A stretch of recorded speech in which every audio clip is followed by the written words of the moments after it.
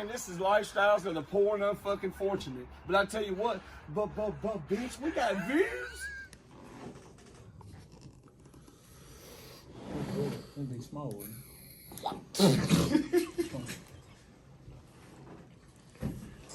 Y'all ready? Yep. All right, ChadArmesTV, man, we're back with an interview that I've been super hyped to be able to get a hold of, and we finally have gotten in touch with these two guys right here. We've got Lex TopDollar and Brabo Gator. Fan. TopDollar. TopDollar in the building. For sure, man. Got my boy Squints here with me too. Y'all know. And we're just going to basically go through, man, and go through how TopDollar started, things along the way, and all that good stuff. So we're going to start it off, man. The best way I like to start off the interviews, obviously, is just kind of getting a base as to where things started for y'all as artists. If y'all want to talk about individually how y'all wanted to start out and how y'all linked up and all that stuff, we can kind of just go from there. Don't jump. Yeah. Love it. All right. Awesome. All right. I literally told him when he asked the first two questions, don't say shit, just stare at him.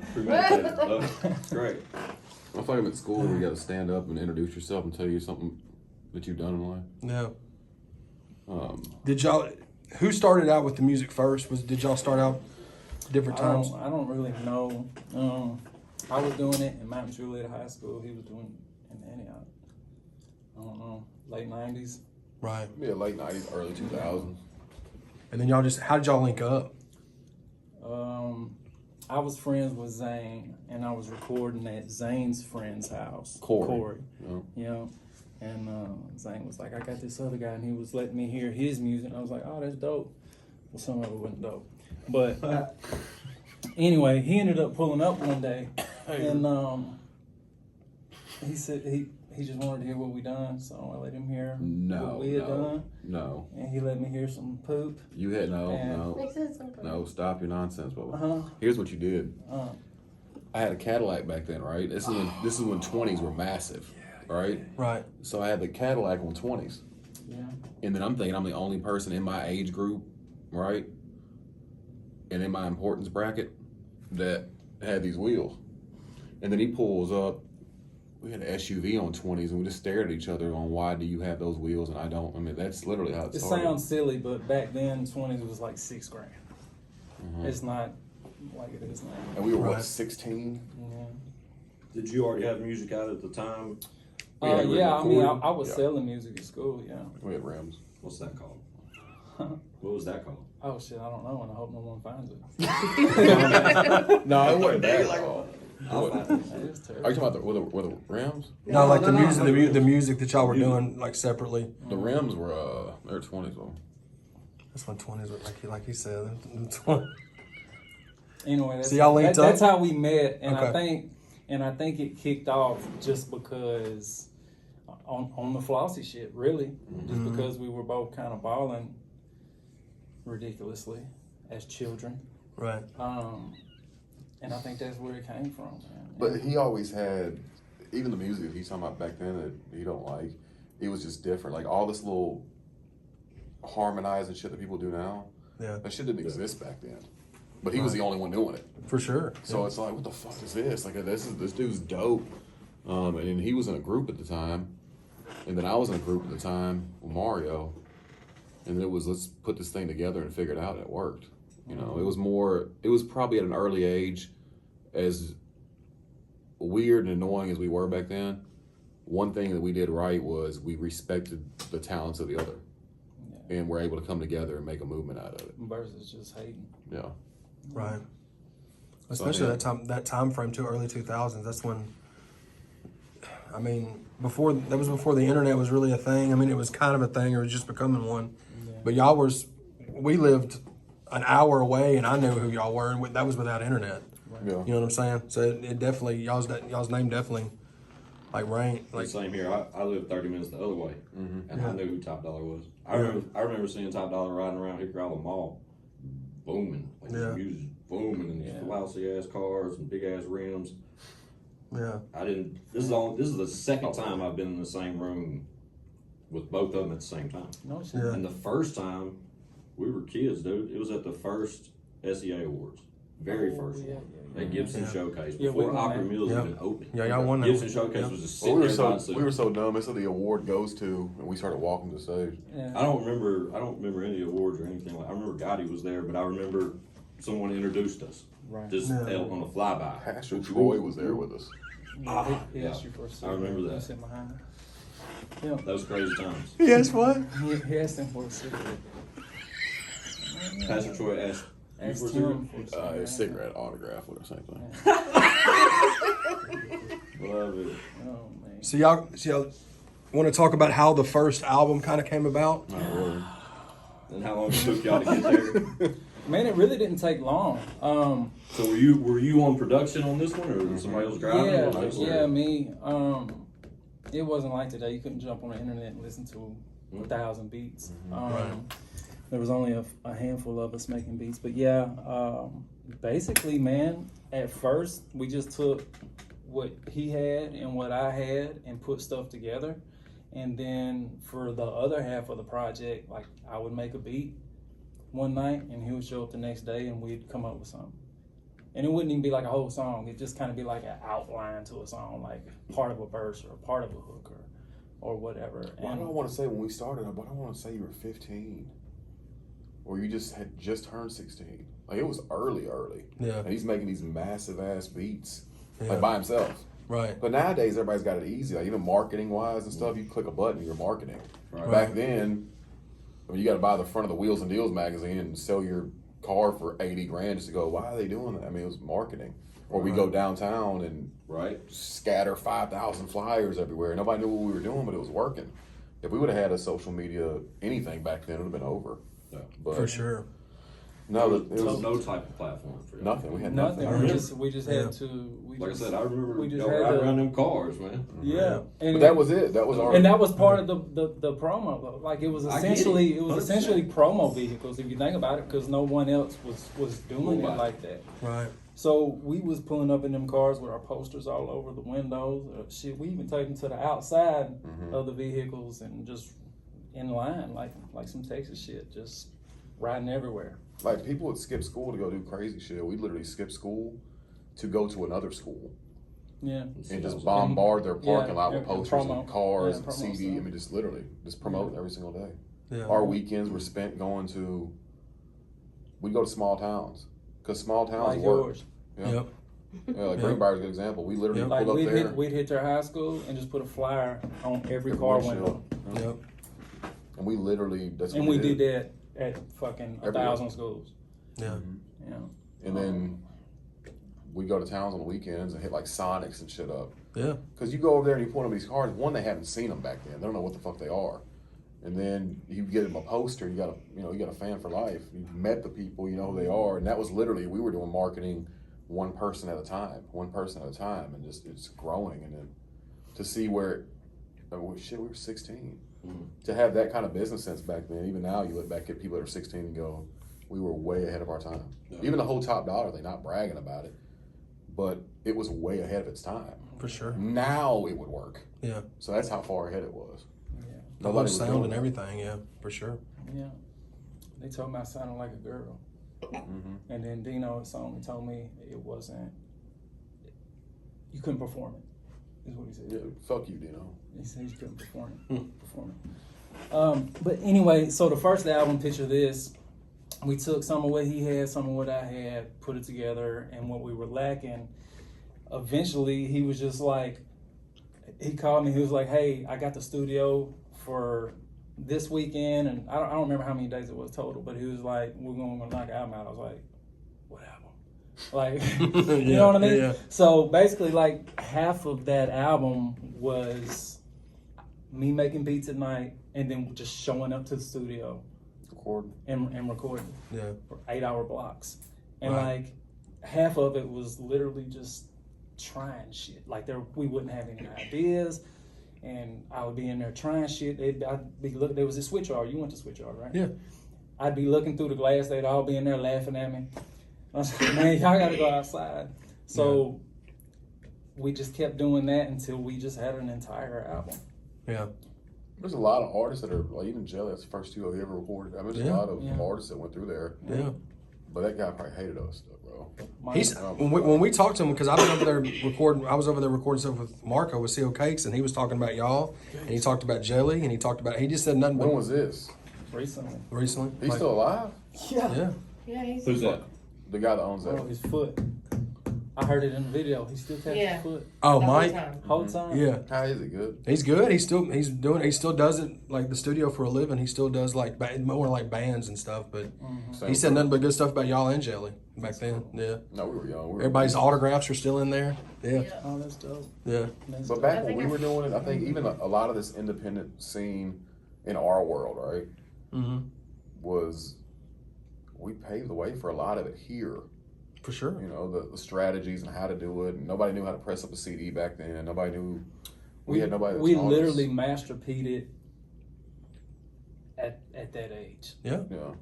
Like, Because that was when they were doing it. Like, yeah, In the like- thick of No Limit. Yeah. I mean, we just paid and just did it the right way, or what we thought was right, and it worked. I mean, I remember we were spending $10,000 to fucking mix the album. When yes. people wouldn't spend on, we were literally Yeah. spending the money to do it. Spent $5,000 to mix Philosophy. No, we did it twice. Yeah. Went and picked it up on the ride home. I was so mad. Me and him even fucking argued on the way home. He was like, I just don't understand. I was like, dude, He's like, "Where's the goddamn where's my snare?" fucking snare at? There's no snare. So ended up paying Mark again for me to go. He's like, "Where's the snare?" I'm like, "Listen to my verse again, Bro, Bubba." $TopDollar.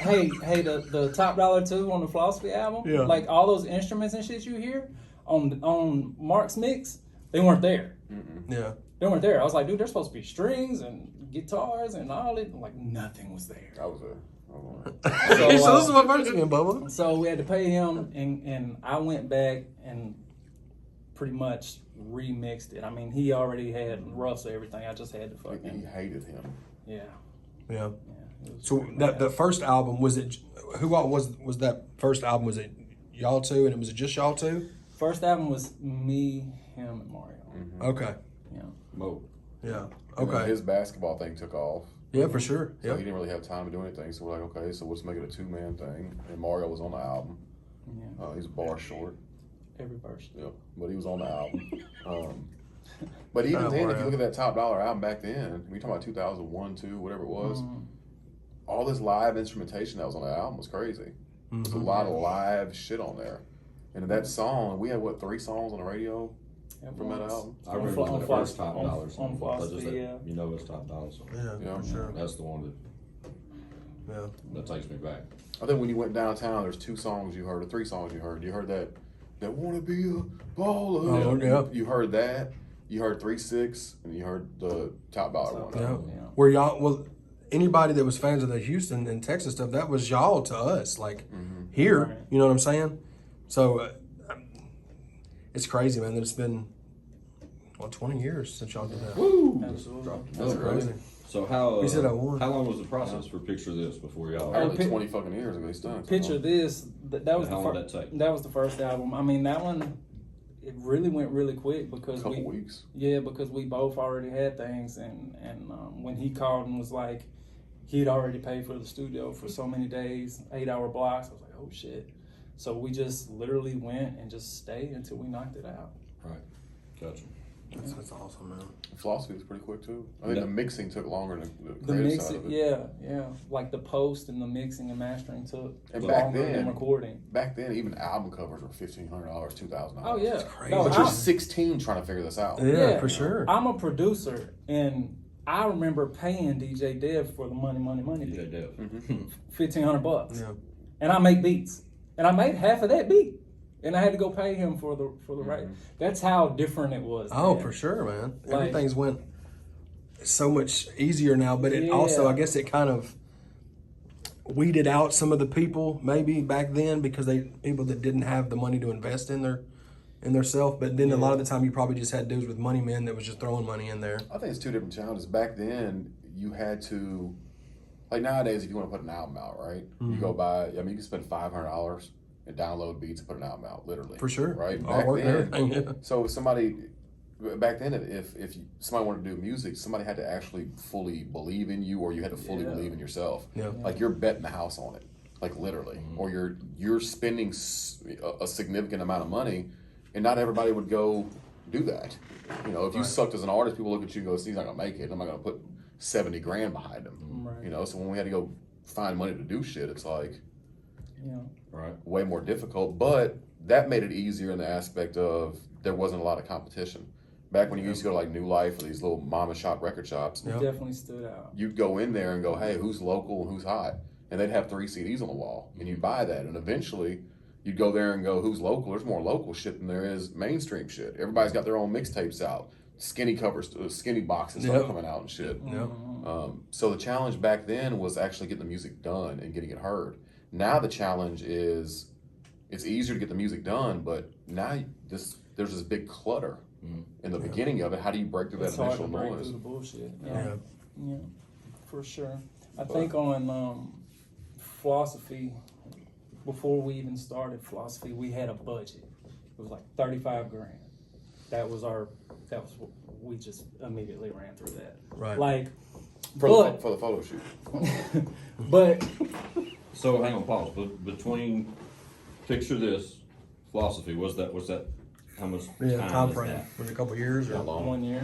Oh, the next 1 year. year. Okay. Yeah. And then that and We Mo, had some Mo was playing ball. Picture- He went to play ball. he went to play focused on ball. But picture this made such an impact to Yeah. where like You got to feed it. we were celebrities, Yeah, I'm with you. and we had to follow up with something. 100%. Um, I didn't know it was that fast though. It doesn't It seem seems like, like there's a gap no. there. It seemed like it took forever, but really, I mean, from 2001 to 2004 was like we done all that in that window of time.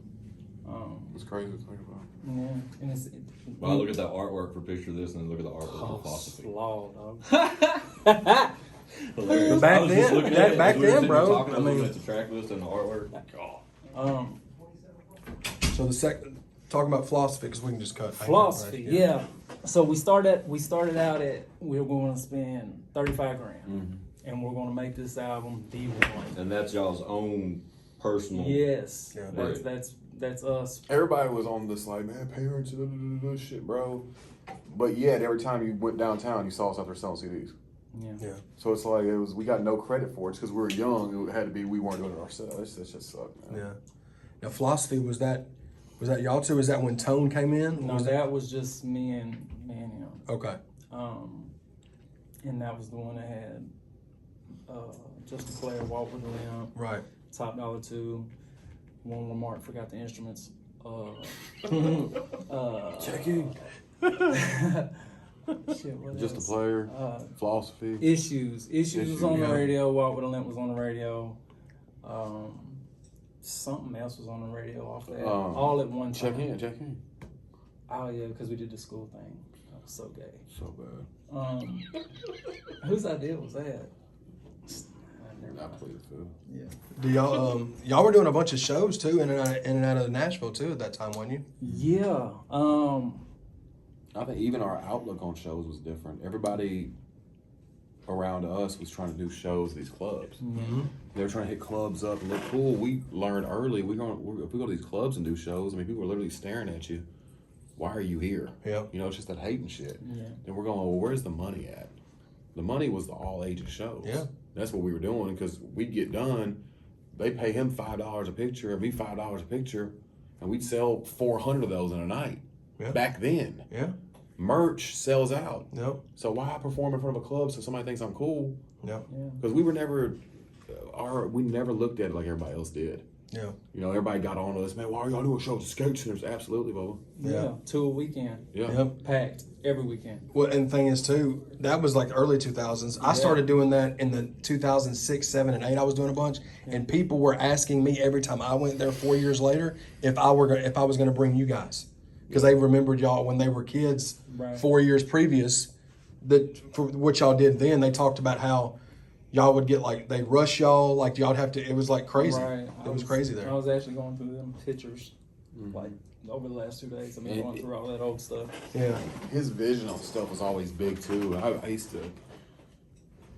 didn't understand it that much back then, but I guess now I do. But like we do a show at the skate center, and normally, you know, you'd use the skate center floor to do the show. This motherfucker will rent a $3,000 stage and literally make it look like an actual show. So it just everything that went into it. We never did anything cheap. And I think that's what made the impact, though. Yeah, I really do. we're doing things that people weren't doing. You're Right. packing out a skate center. Yeah. Everybody's buying merch and pictures, right? Somebody else has a show at a club with 50 people in it. Who won? And 30 of them are wanting to be rappers too. Correct. So you're just performing in front of rappers that don't want to give you the respect you should get because they want, you know what I'm saying? You got somebody looking at you funny. Somebody just it didn't make sense, literally. Yeah. Right. Anytime we done a show at a club, I never liked it. It was always an awkward feeling. Yeah. We did the Outer Limits. We hung a net up in the crowd and dropped money on everybody. Yeah. This is before anybody was doing. Like now you see it, everybody's like, ah. Yeah. No, but we had nets with the rigs Yeah. dropping money on crowds. That's like great. it was, but it wasn't done back. Nobody was doing it. So I back was then. like, why do you want to do that? And now Limits had a team night that was hot. Yeah. Outer Limits was popping Those all was a together. spot. Now it's Aldi's. Like, Does it? yeah, it's slow. Outer Limits to an Aldi's. That's the transition there. Outer Limits was a spot. So is that when the Outer Limits time frame, is that when y'all had met up with Jelly or did y'all know of Jelly before that? Right before then. Okay. I Y'all knew went to him- school together, right? Yeah, Yeah. we know each other for a while, but once he started doing music, he was really good at freestyling back then, right? He just had this presence about him, and just it's a charisma that worked, which he still has today. Right. So when we do shows, we do a Jelly Roll freestyle contest in the beginning of it. And that's how he was getting his name out there. He's at the freestyle, and whoever won, You got Got $100 or $100 something or like something that. like that, yeah. He He'd go won there. every time. yeah, Yeah. and that started the Jelly Roll buzz. Even Outer Limits, then he started stepping his game up and actually freestyling against bigger names. Yeah, yeah. I remember him and Starlito, or All Star back then. They were going at it, freestyling. Man, it was a lot of big names back then. That Yeah. You good? check. Oh, that was slow too.